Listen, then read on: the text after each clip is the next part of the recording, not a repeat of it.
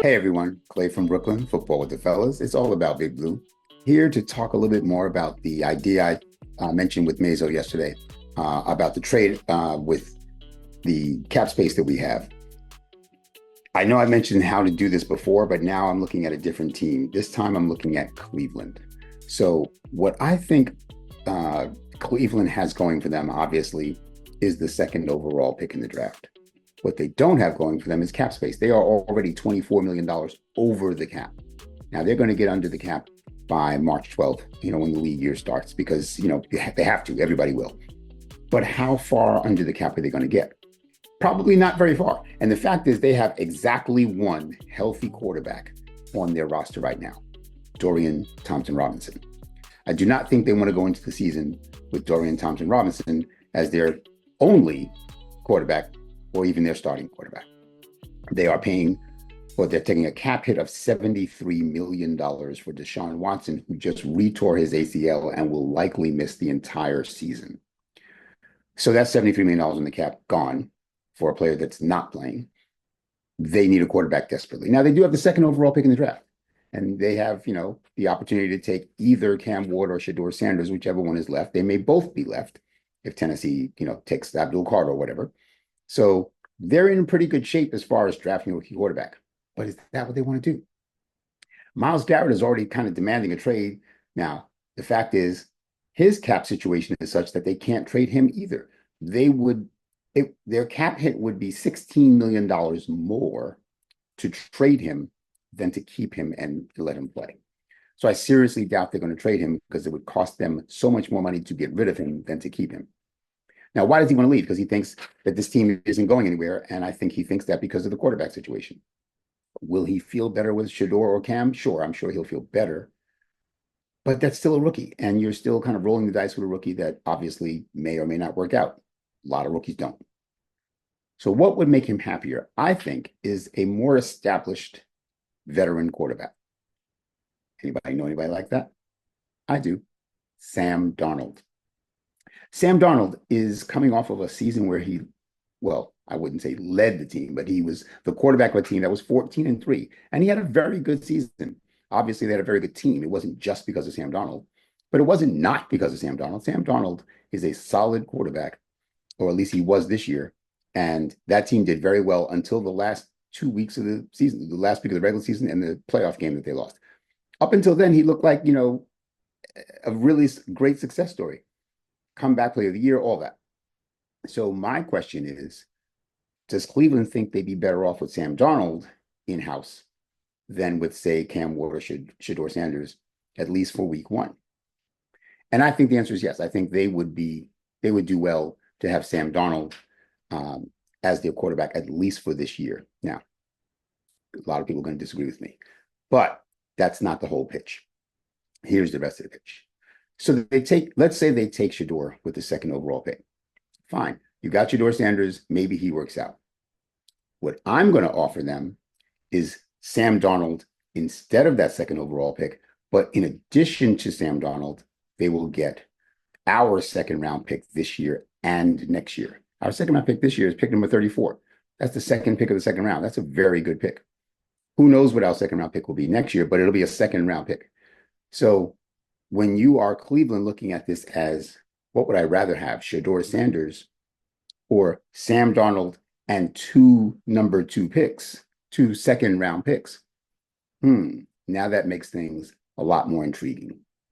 So the opportunity cost of picking Shedeur Sanders or Cam Ward, whoever's second, whoever they pick at this number two spot, is that you don't get those two second round picks and you don't get Sam Darnold. So that's what I'm trying to do, is to tempt them with the opportunity to have Sam Darnold plus two second round picks. Now, they have their own second round pick this year and next year for that matter, but this year, which will be pick number 33, the first pick in the second round. So they have picks 33 and 34. They can easily move back up into the first round if they want to.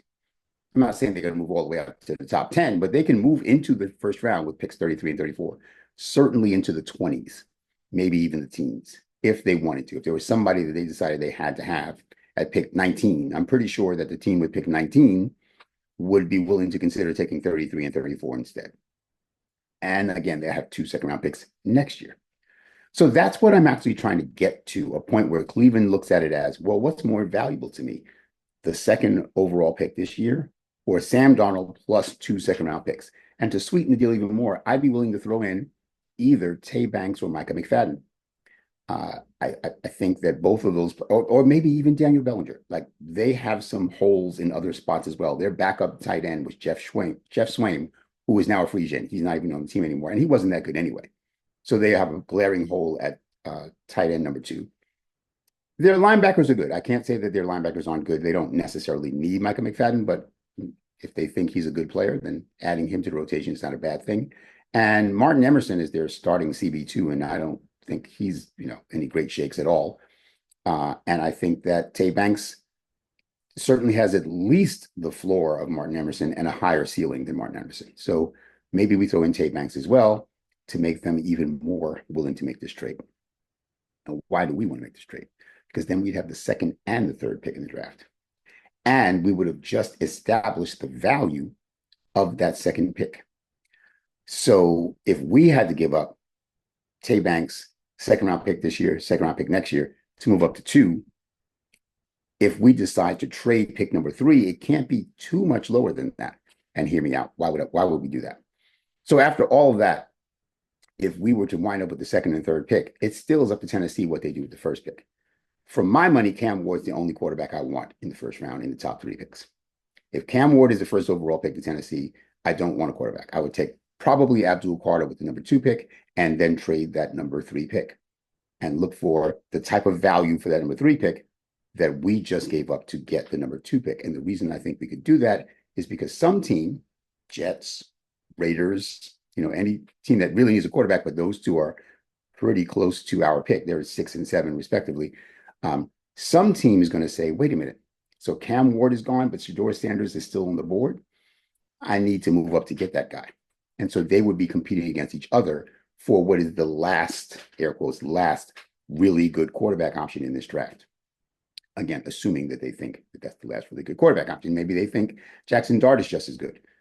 Maybe they have Jackson Dart rated higher. In any way, shape, or form, if you're 6 or 7 in the draft and someone's offering you 3 and only 1 quarterback is gone, that's got to get your attention if you really need a quarterback.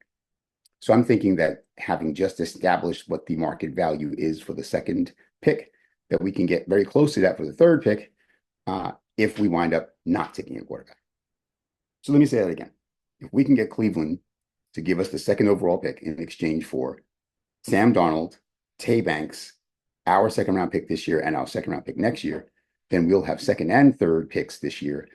Again, if Cam Ward is still on the board at number 2, we're picking Cam Ward and probably taking Abdul Carter with number 3, and we're good. I'm more than happy to have the second and third pick and turn them into Cam Ward and Abdul Carter. I would be ecstatic. I'd be thrilled.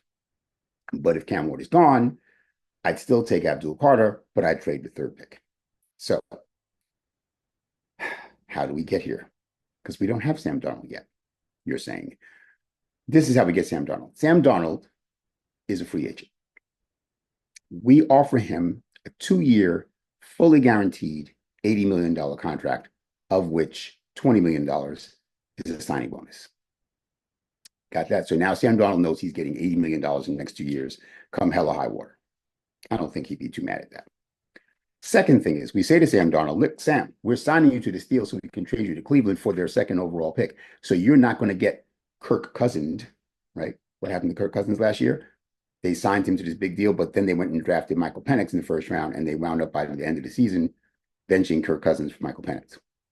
But if Cleveland trades us that second overall pick, they're a lot less likely to pull something like that on Sam Darnold. Sam Darnold wants to play and get paid.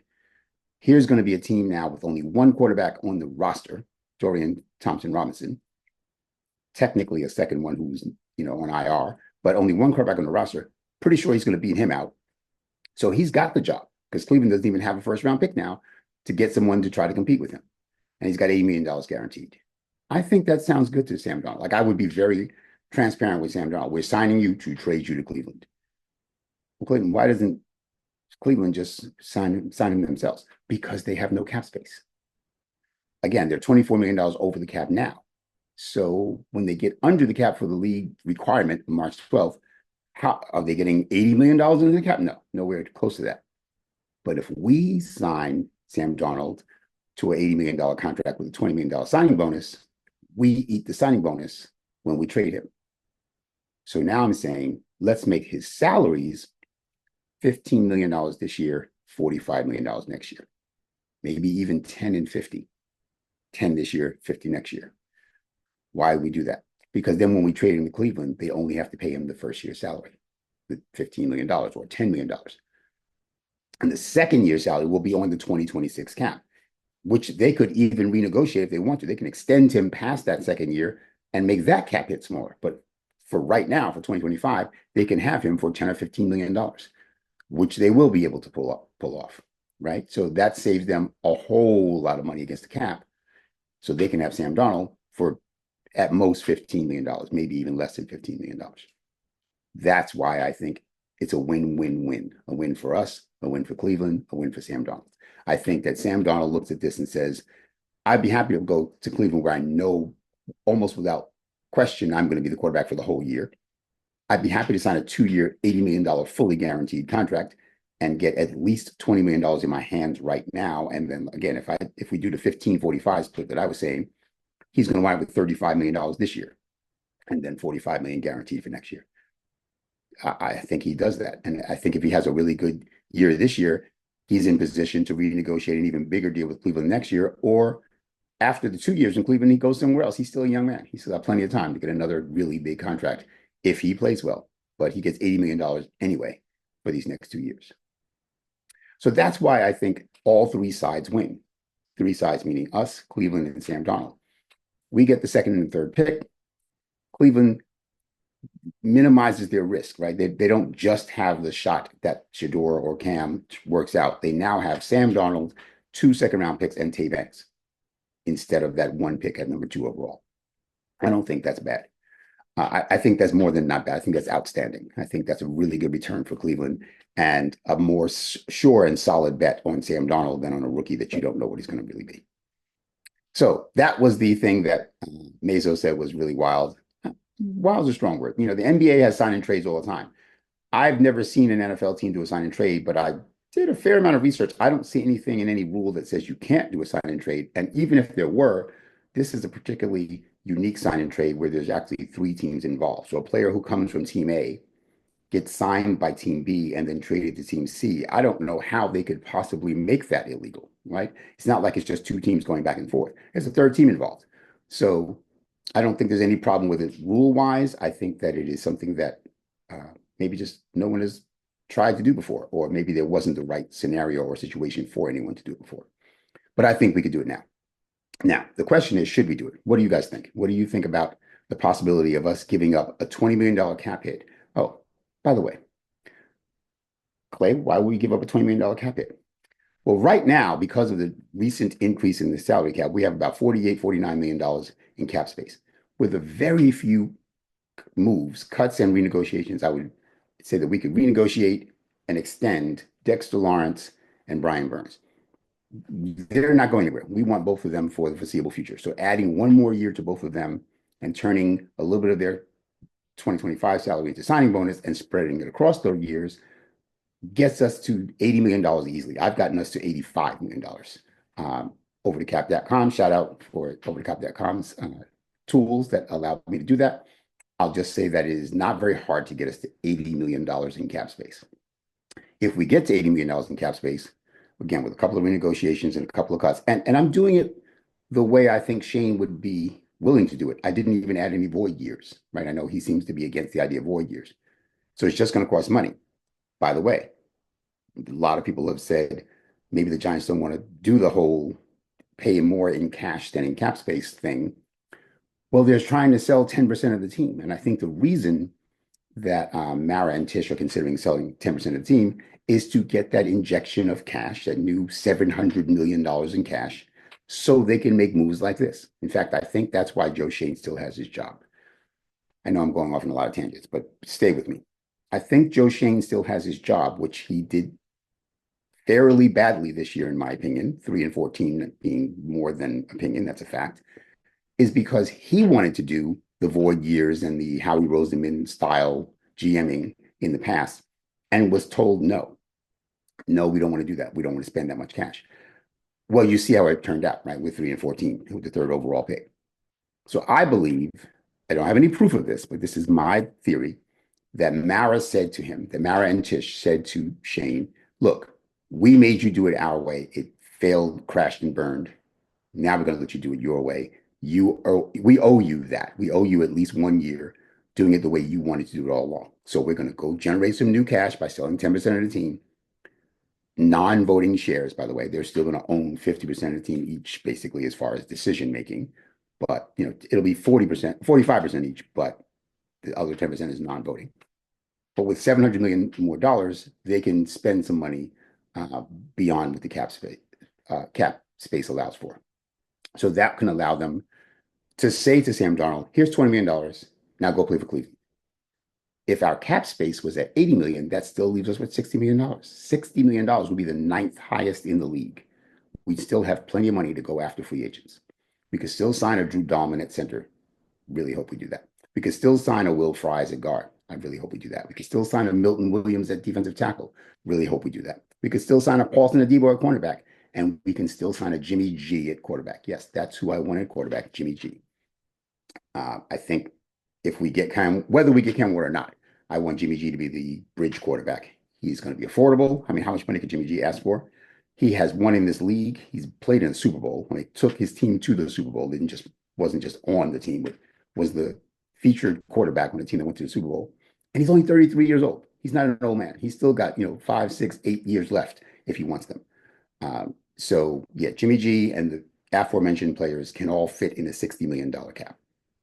So we can afford to give $20 million basically to Cleveland so they can sign Sam Darnold, so we can have the 2nd and 3rd overall pick of the draft.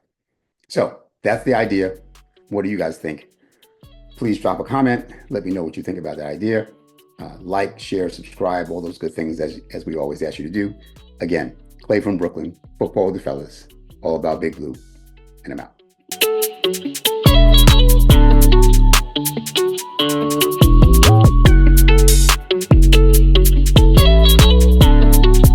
Big shout out to El Marquis Productions, the talent behind the music and production here at Football with the Fellas. It's all about Big Blue. Their beats bring energy and excitement to every episode. El Marquis' skills in mixing, mastering, and creating top quality sound make the podcast come alive each week. For your own projects, check out elmarquisproductions.com and take your sound to the next level.